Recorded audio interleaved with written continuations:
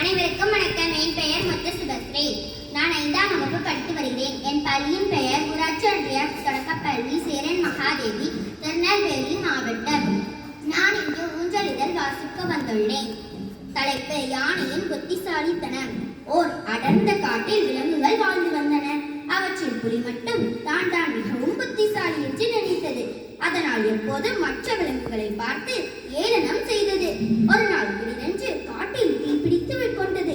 அதை பார்த்த விலங்குகள் பயந்து அலறிக்கொண்டு ஓடின. அதை பார்த்த புலி தன்னை அறிவாளி என்று காட்டிக்கொள்ள நல்ல வாய்ப்பு என்று எண்ணியது. தனி ஆளாய் தீயை அணைக்க முயன்றது. அப்போது அதன் வாலில் தீப்பிடித்துக் கொண்டது. புலியின் உருமல் சத்தம் கேட்டு வந்த யானை ஒன்று பக்கத்தில் இருந்த குளத்தில் நீரை தும்பிக்கையால் உறிஞ்சி எடுத்து தீப்பிடித்த இடத்திலும் புலியின் வாலிலும் ஊற்றியது. தீ முற்றிலும் அணைந்து விட்டது. தப்பித்த புலி அனைவரையும் பார்த்து ஏளனம் செய்தமைக்கு வருந்தி மன்னிப்பு கேட்டது. அனைத்து விலங்குகளும் புலியை மன்னித்து மகிழ்ச்சியாக வாழ்ந்தன. என் பெயர் தேகாவ்யா. என் பெயர் இலக்கியா. வகுப்பு 5, ஊராட்சி ஒன்றிய தொடக்கப்பள்ளி சேரன் மகாதேவி, திருநெல்வேலி மாவட்டம். விடுகதைகள்.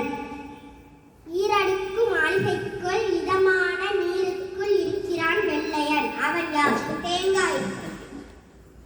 8 கால் ஏகாம்பரம் வலை பின்னுவதில் கெட்டிக்காரன். அவன் யார்? சிலந்தி. அரசான் ராணி, அவளுக்குள்ளே 1000 முத்துக்கள். அவள் யார்? வெண்டைக்காய். நாடு உண்டு நகரம் இல்லை, காடு உண்டு மிருகம் இல்லை, கடல் உண்டு மீன்கள் இல்லை. அது என்ன? உலகு வரைபடம்.